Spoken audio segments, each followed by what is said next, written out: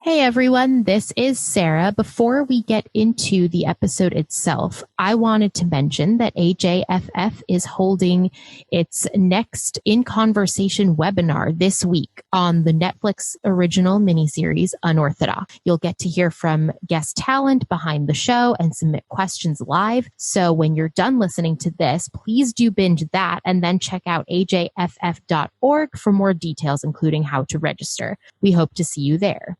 In addition, please make sure to listen to this episode all the way through because at the end, we'll be letting you know about another exciting new digital program happening at AJFF.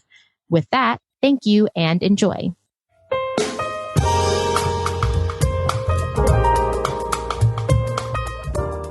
Hi, I'm Sarah Glassberg. I'm Brad Pilcher. And this is AJFF In Conversation, the podcast where we talk about all things Jewish cinema. In today's episode, we are going to be navigating a somewhat challenging, certainly delicate topic, the role of humor in films about the Holocaust. The deaths of millions of people at the hands of a genocidal dictatorship does not, one would think, lend itself to comedic interpretation, yet there are a number of films that have done exactly that. Charlie Chaplin's The Great Dictator lampooned Hitler and Mussolini before America had even formally entered World War II. But it was Mel Brooks's The Producers in 1967 that perhaps first broke the mold in bringing Black comedy to the subject of the Shoah. That was Brooks' directorial debut, and it would later be adapted as a Broadway musical and then a film remake in 2005. It also prompted the famous line from the famous filmmaker, "I'm the only Jew who ever made a buck off Hitler." The film is unquestionably funny, though it does raise at least a few eyebrows when asking the audience to laugh at Nazis. Yet The Producers is not specifically about the Holocaust itself. The notion of injecting humor directly into the Holocaust surfaced in 1997 when Roberto Benigni burst onto the screen with Life is Beautiful. In the film, which won a litany of awards from Cannes to the Oscars, Benigni plays a Jewish bookshop owner who uses his boundless imagination to shield his son from the horrors unfolding around them. Now, just over 2 decades after Benigni literally walked over Steven Spielberg at the Oscars, the humor returned to the Holocaust earlier this year when Taika Waititi debuted Jojo Rabbit, taking a very unsomber approach to the story of a Hitler Youth member whose mother is sheltering a Jew. The story involves an imaginary and very fanciful Hitler, played by Waititi himself. Each of these films, in differing ways, shines a new and unexpected light on a very serious topic. And they made us think, are we allowed to laugh at that? And just as important, why are we trying to laugh at this? This is a topic that is going to take a lot of unpacking. So we asked our guest for today's episode to help us make sense of these questions. Dr. Eddy Von Mueller is a writer and filmmaker and has been a friend of AJFF for a long time. Eddy, thank you for being here to help us tackle this unwieldy and potentially controversial topic. Well, thanks for having me on. There's a long history of humor and the Holocaust being paired together in film. Here's my question to you. What are these films trying to accomplish by taking perhaps the most horrible subject you can imagine and trying to make people laugh with it?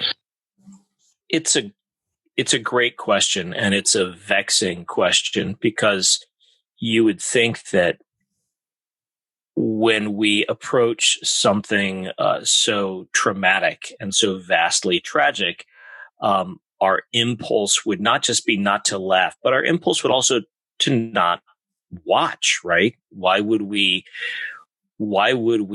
subject ourselves to something as potentially re-traumatizing as a cinematic representation of something like the Holocaust? And then add to that, how could we possibly look to that experience of watching that as something that would be a source of fun? I think there's a number of schools of thought when it comes to what the work of comedy is. One thing that we should do right from the start that I think is important is that I think we want to draw a distinction between comedies about Nazis and Nazism and comedies about the Holocaust. Because even though we can't separate Nazism and that period in history. We can't separate that from the Holocaust experience. But at least in terms of films, there's a sharp distinction. So there are a lot of movies, a movie like The Great Dictator, a movie even like Jojo Rabbit, in which the Holocaust is present as a sort of shadow, but the principal subject of the comedy and the principal thing being shown is more about Nazis and Nazism. Then you got a much smaller number of films that really try to take a comedic approach specifically to the Holocaust. And those films are rarer, and those films might be doing a different kind of work. So I think the short answer is laughter provides us with an alternative to screaming. That seems to be the core of Jewish humor across history, is all of the persecution that Jews have faced. We take refuge in jokes. So it's almost sort of natural to assume that we would take refuge in jokes when it comes to the Holocaust too. Well, what are the alternatives?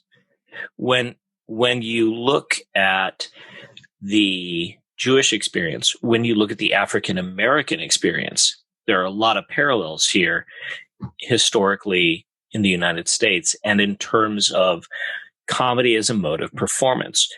Who are the communities that frequently resort to self-referential humor? It's going to be communities that have deep wounds and deep grievances.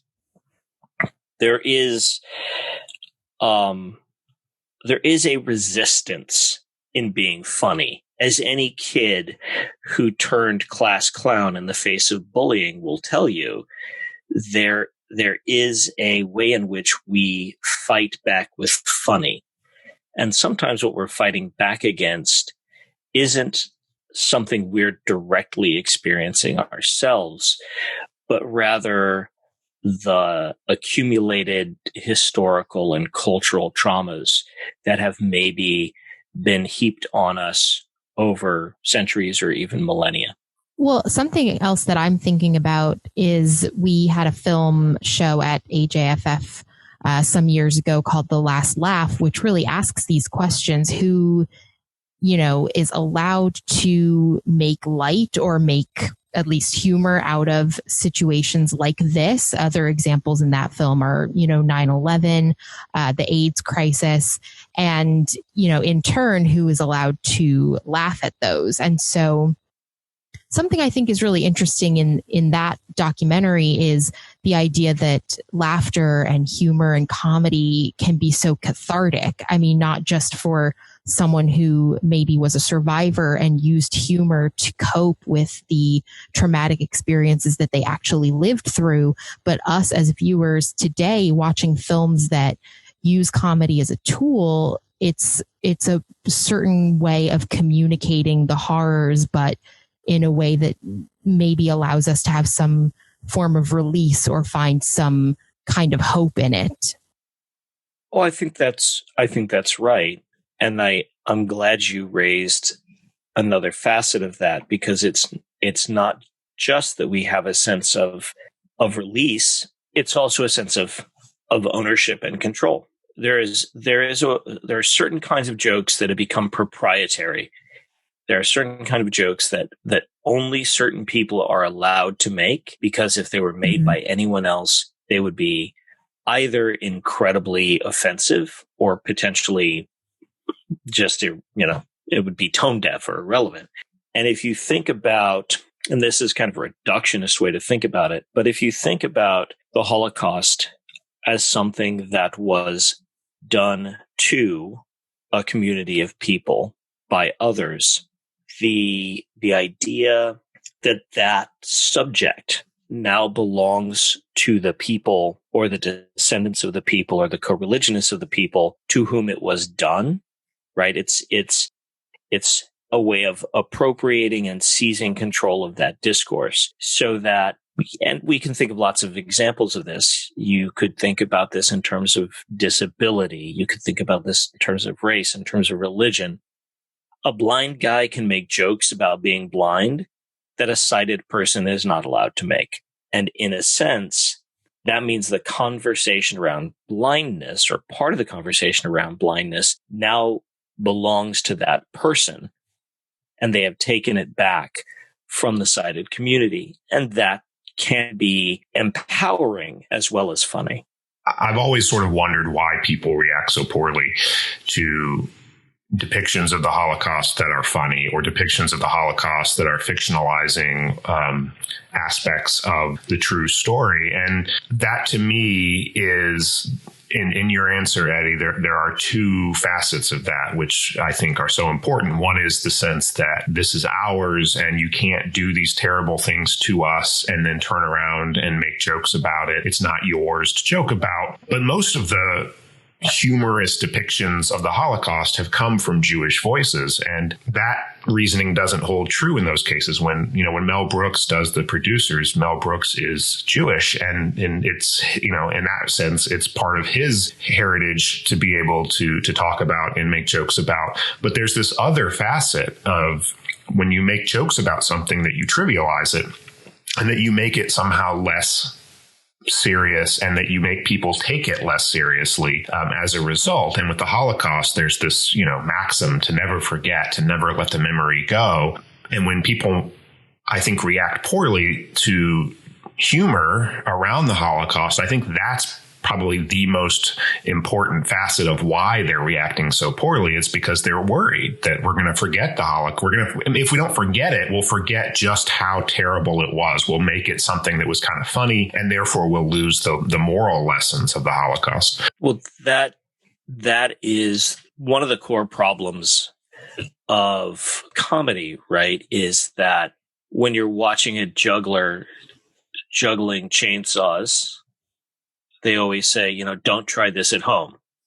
I don't have enough chainsaws, so I won't. But there's the idea that comedy can be dangerous. And one of the dangers of comedy is exactly that, guys. It's, we want to laugh at the enemy. We want to laugh at pain. We want to laugh at death. We want to laugh at the things that frighten us because we reduce them as threats when we laugh at them. So as early as, 1941, 1942, we've got lots of MGM and Warner Brothers and Disney cartoons that are going to lampoon the Nazis and lampoon Hitler, because making a laughing stock of your enemy is a tactic that makes your enemy less threatening. But at the same time, if we diminish it too much, it turns into trivialization.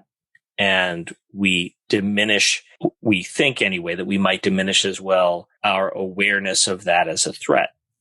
And that's the tightrope that all of these films are walking, right? It's not just that individual viewers or communities of viewers might be offended. There are those viewers or communities of viewers who will say, oh my God, how can you laugh at that? It's because you can laugh at that it could happen again.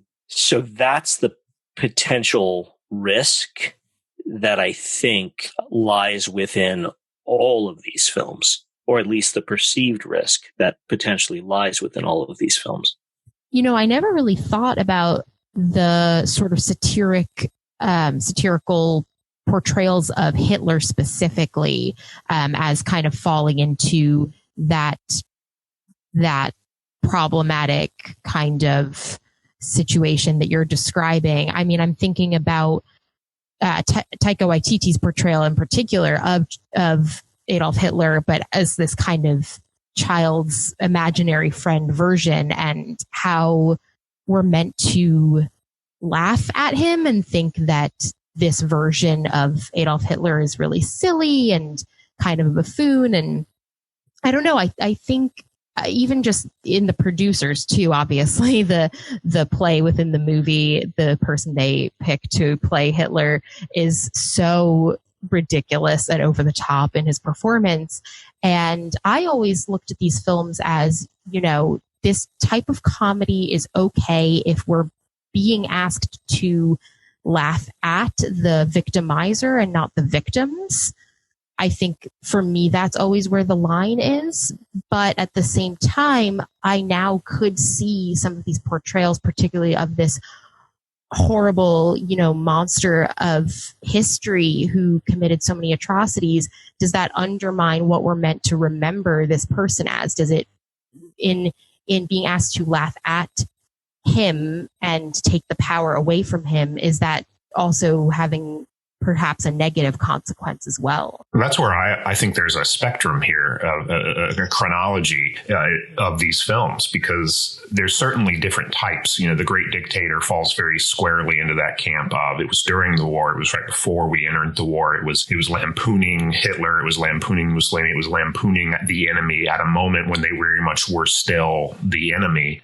It's doing something very different from The Producers, which is, 2 decades after the war. It's taking place when the immediate threat has passed, in the sense of the Nazis and the concentration camps. And arguably, it's not about the Holocaust at all. It's a film that's about our memory of it and what we consider to be good taste. And that's doing something very different from Life is Beautiful. And you get this wonderful circling back with Jojo Rabbit, which you referenced. I actually think the genius of Jojo Rabbit is that it's taking a topic that we've almost become desensitized to, not just because of humorous depictions, but because of all of the dramatic depictions of the Holocaust.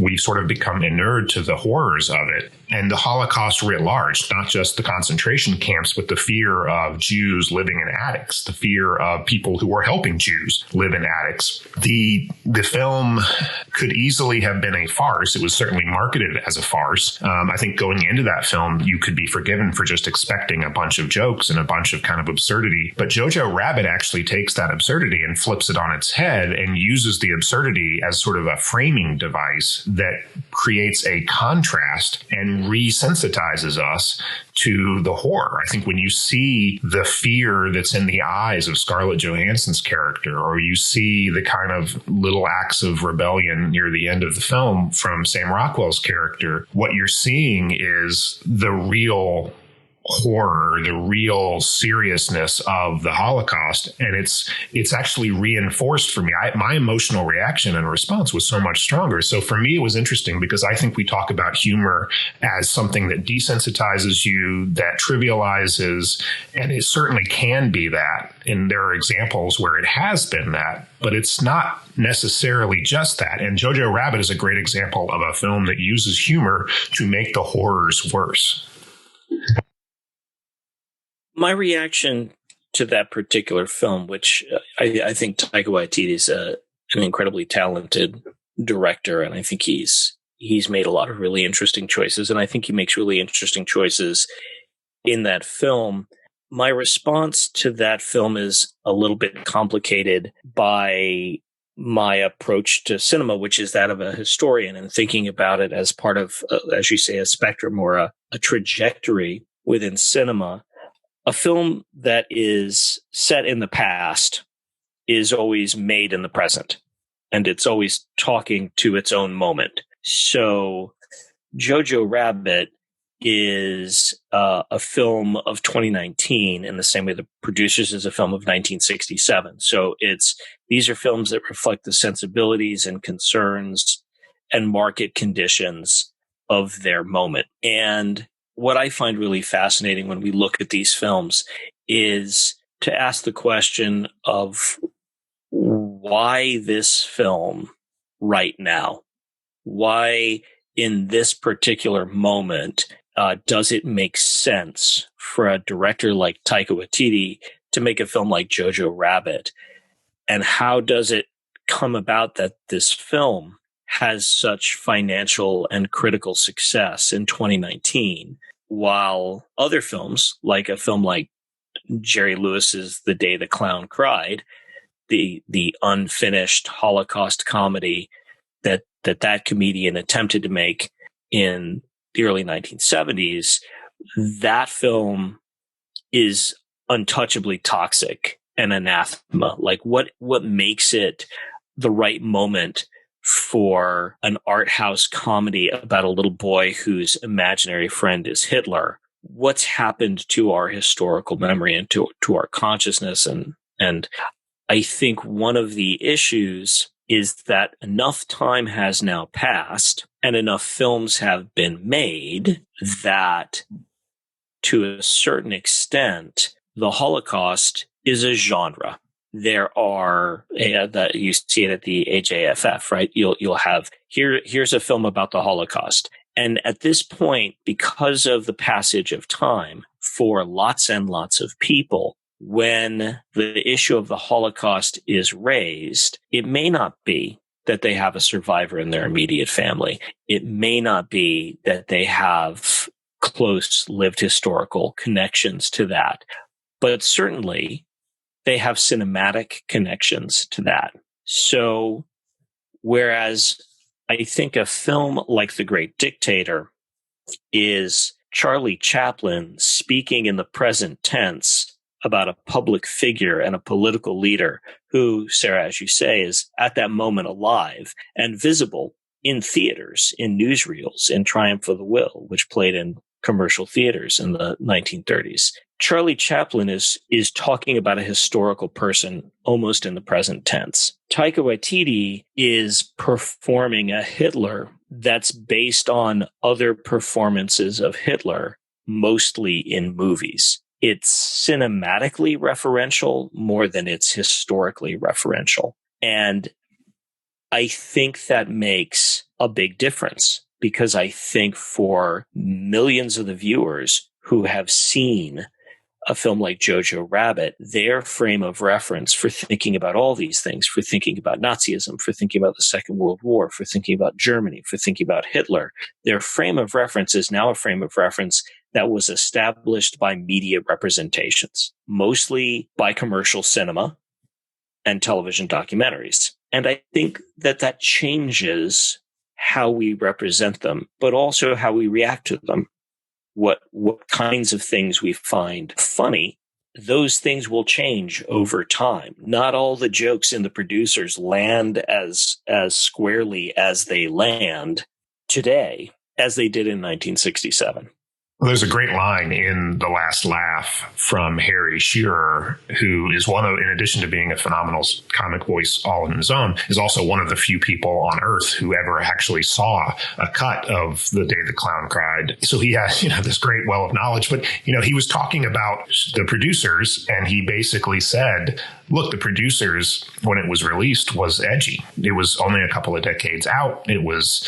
you're making a joke about Hitler, and it had a bite to it, is how he described it. When the film was released, by the time it became a Broadway musical and then a film remake, that bite was gone, because it was, 4 decades later. And he actually said, if it had been springtime for Saddam Hussein instead of springtime for Hitler, when the Broadway musical was released, it would have had more bite. And there is that historical contextual moment to how we view these films. But that, for me, raises my blood pressure, because it makes me wonder, as time goes on and as more and more of our interaction with the Holocaust becomes exclusively through media representation, does that raise the stakes for the people who are representing the Holocaust to do so thoughtfully, to do so responsibly? Because you can say, I think, from a place that is real, that if you're making jokes about something and you're satirizing it, it does over time take the edge off. It does over time wear down the sensitivity. That is a true statement, even if you can accept that humor is a valid artistic response to the Holocaust. I think you raise an excellent point, and you use 2 important words: thoughtfully and responsibly. Is there a way that comedy can be thoughtful and responsible? I think yes. I think that it is very difficult to discern in comedy, much more difficult in comedy than in, say, straight drama or definitely the documentary. I think it is more difficult in comedy to identify what constitutes thoughtful and responsible comedy. But I think audiences get it.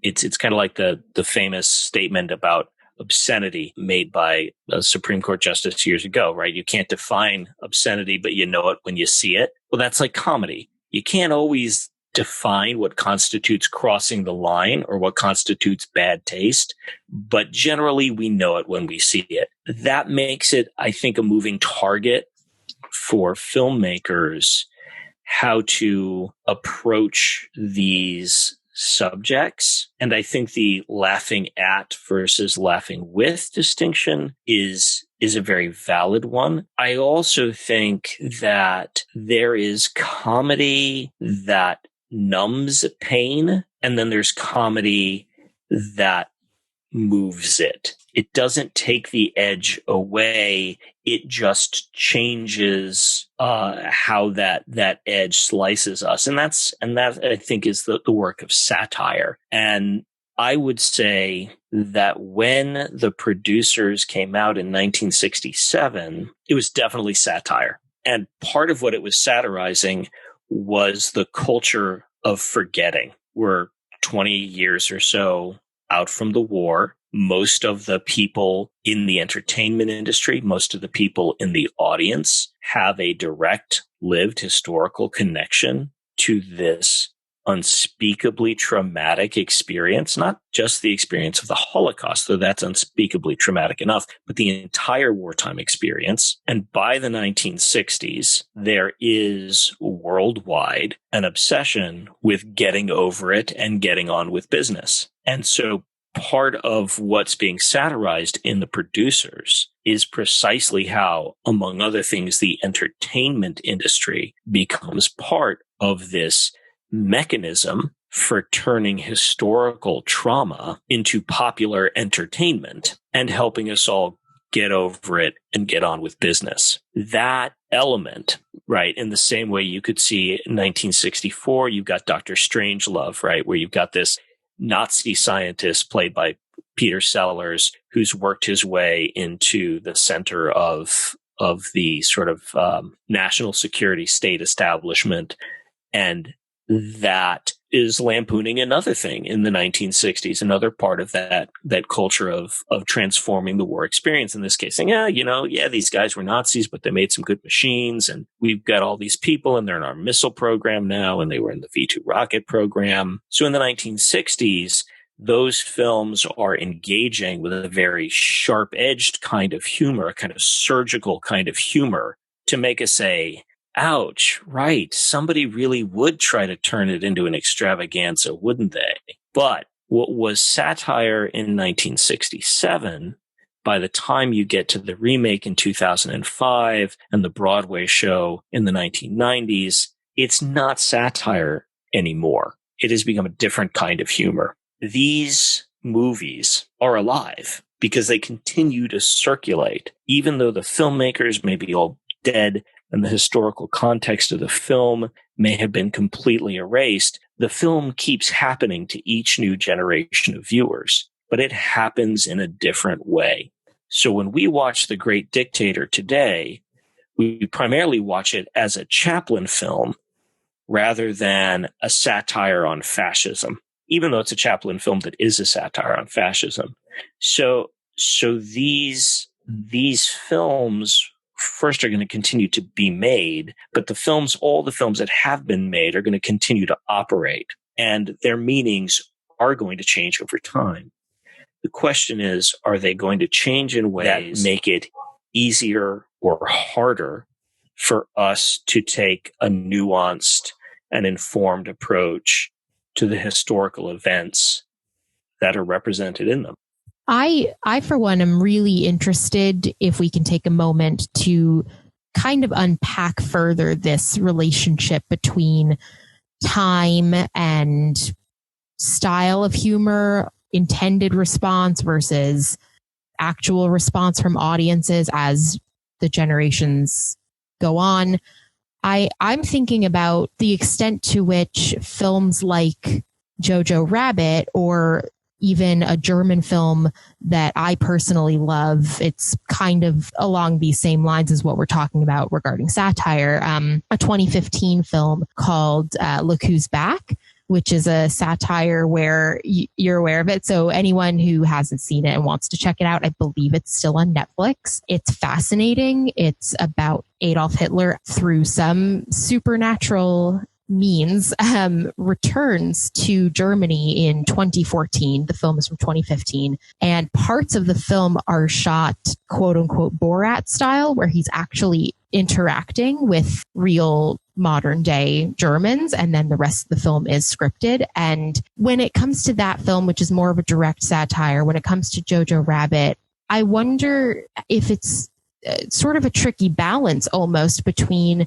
having a film be about a historical moment, one as we're saying, critical and monumental and tragic as the Holocaust, but also being able to say something about modern times. Eddie, as you put it, that we're watching these films in a time that they're produced, or in a time that, that we're watching them. It's not necessarily that we're watching them in the current moment, like with the great Dictator, people watching it at the time. And so I think something to be said with Jojo Rabbit in particular, and something I've heard in a lot of interviews, is that the film was all about choosing love over hate, or learning how to love, and how that can be translated to our current moment, particularly in this country when it comes to racism and xenophobia and things like that. I guess what I'm getting at is, I wonder if it's all right for a film to be both about the Holocaust, about history not repeating itself, and to never forget.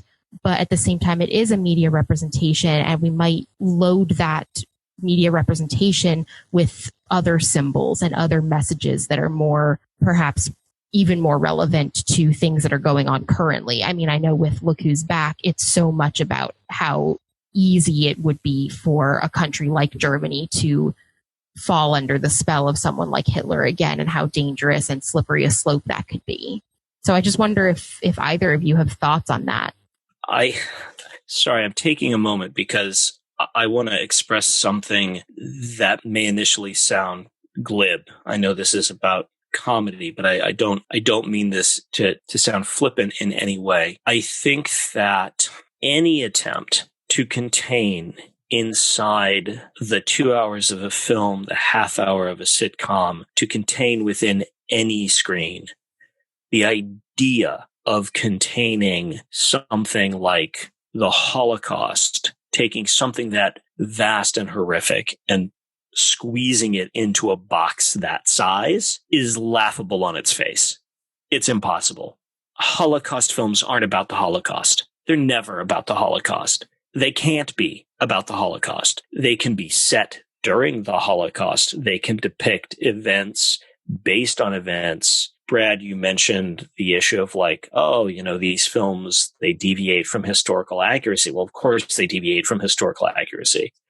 Films don't ever represent any kind of historical truth. So this is not to say there aren't better and worse representations. This isn't to say that there aren't more and less responsible or ethical ways of doing it, blah, blah, blah. But to a certain extent, when we look at any of this stuff, when somebody says, Look Who's Back, that really offended me because that's not what Hitler was like. It's like, well, of course not. That's not how this medium works. So I think that you're right, Sarah, that we have to look at a film, any film, and understand that what it is doing and what it is about, those are questions separate from where is it set? What is the plot? So you could, I think, say that Jojo Rabbit is a film about choosing love over hate. I think that might be a little bit reductive, but you could say Jojo Rabbit is a film about choosing love over hate that is set in the context, right, of this German town during the period of Nazi Germany. So that I think we want to separate, you see a movie, you tell your friend, I just saw this great movie. They're like, what is it about? Well, there are two ways to answer that question. You can say, well, it's about a battle in space. Or you can say it's about a totalitarian regime and the resistance to the totalitarian regime or whatever. So I think we want to maybe look beneath the surface of the films to understand them better. But here's where it gets tricky, right? Because not everybody wants to do that, especially with comedy. Comedy that demands analysis tends to not be funny, or it can seem not funny. I remember I took a comedy seminar as a graduate student in film. And I was like, well, this is great. This is going to take all the fun out of funny. Right? The last thing you want to read is Sigmund Freud on jokes. Guy doesn't know how to tell one. so, when we get into a topic that we're supposed to be serious about, that we're supposed to be thoughtful about, that seems antithetical to the process of humor. But I would argue, in fact, that the people who are trying to weave a comic narrative out of very tragic tools, those people, if they want to be successful, have to approach it with way more rigor and thoughtfulness. It is way easier. This is going to get me in trouble. It's way easier to make Schindler's List than it is to make Life is Beautiful. I want to jump in there because I feel like Life is Beautiful is the film that we haven't talked about much, and we have sort of danced around. We've talked about the producers and other. Did you like that segue? Yes. It was perfect. Life is Beautiful was on my mind too. I'm like a flamenco dancer over here.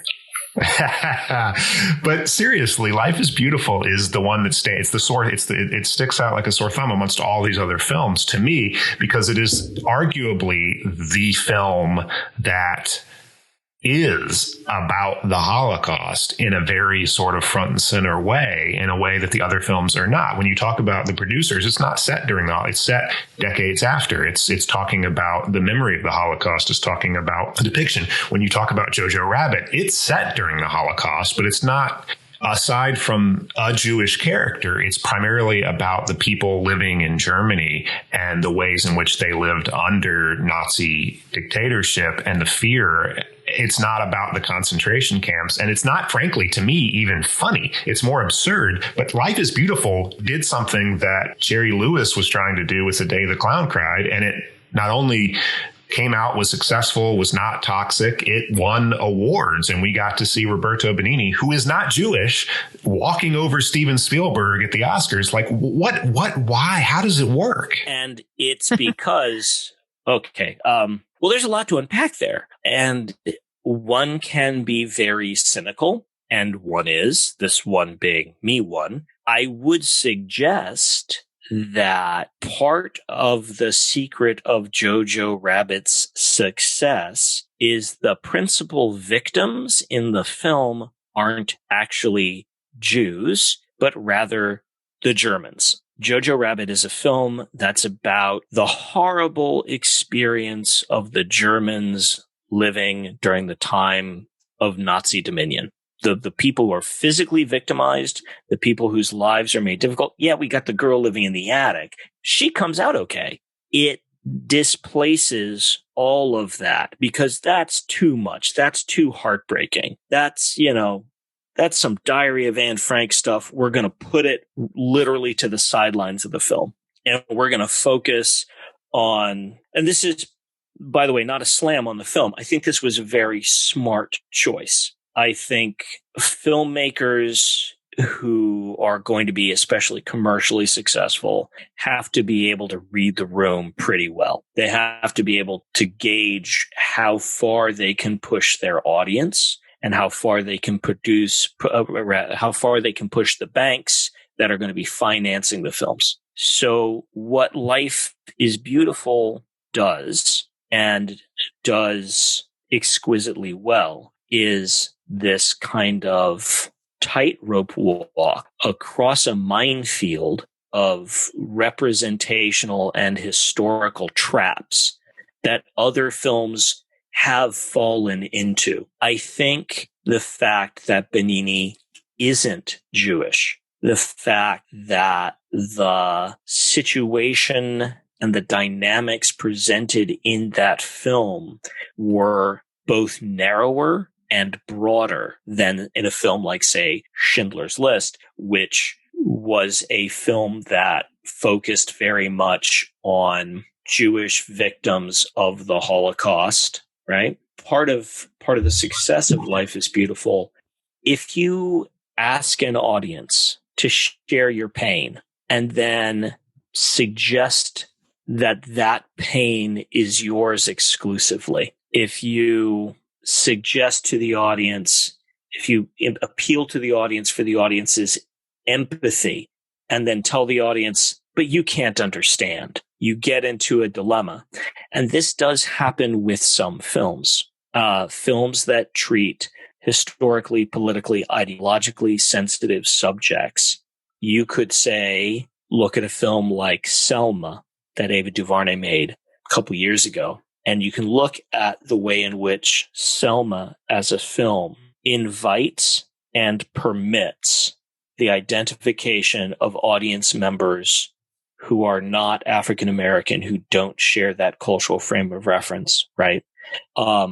If a film doesn't invite and permit a broad audience participation, that film is going to have a very narrow, probably play to a very narrow audience. So what Benigni did is he told this story in a way that invited and permitted a bunch of people who, while they might be sensitive and supportive and receptive to a straight drama about the Holocaust, a Schindler's List. Schindler's List is made in a way that invites universal disapproval and horror. And on one level, you can say that's great because we want universal disapproval and horror to be the response to what happened. What Life is Beautiful does is it says you can identify with this character regardless of who you are, because we're going to present a slice of this genocide that didn't have to do specifically with religion.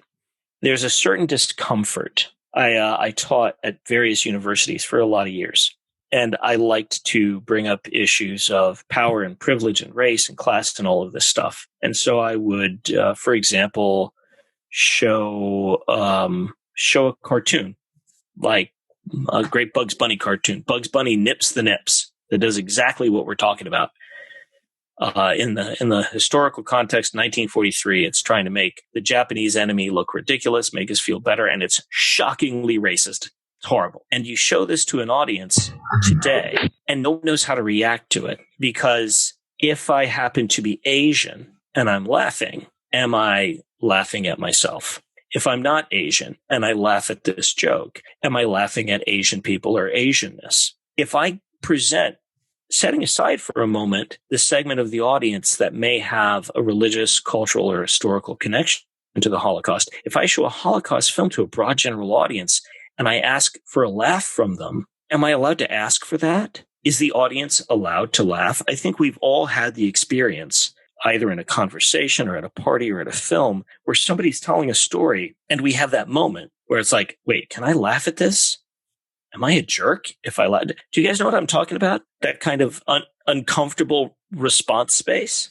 Yeah, it's a dinner party that just got awkward. Right. Well, that's a very good analogy, Brad. What Life is Beautiful managed to pull off is it kept the dinner party from getting too awkward. For what it was is like a whole bunch of people. Now, we look at the performance commercially of that film. This is a film that got top marks at Cannes, won the Grand Prix, did well at the Oscars, did great in Italy, made mad money in Italy and Europe. In a lot of countries which have very divergent approaches to remembering that historical period, it actually did well in Russia. In countries that have very divergent approaches to remembering that historical period, it did great. And it did great because I felt safe inside that film to react to it in a positive way. I think that all of that, and especially the dinner party getting awkward in Helligy, would probably be the perfect place to wrap up the discussion. I know there's probably so much more we could unpack, but I think we've tackled a lot of the big questions. That said, I think just to kind of continue to go out with a somewhat more positive note, even more positive note, why don't we just very quickly go around? I already named my favorite satirical movie about the Holocaust. It would be Look Who's Back. But I want to hear from you two before we wrap up about what your favorite funny movie or satirical movie is that deals with this topic, because I just think that we ought to kind of name which one speaks to us the most before we end this.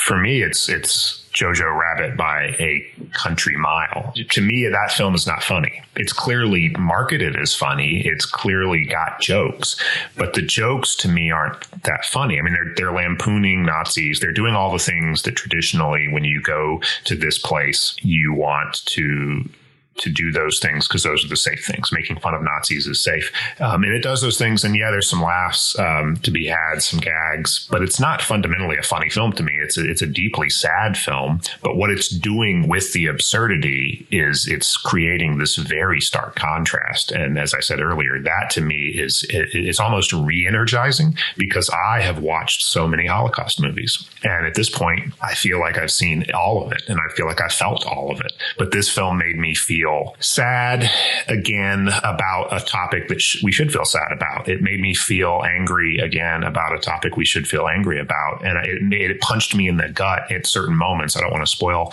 There's one moment I think we all who've seen the film know where you just have this, and that punched me in the gut in a way that a Holocaust film, frankly, has not punched me in the gut in a very, very long time. So for me, Jojo Rabbit is just sort of brilliant in how it's using satire and absurdity as a tool.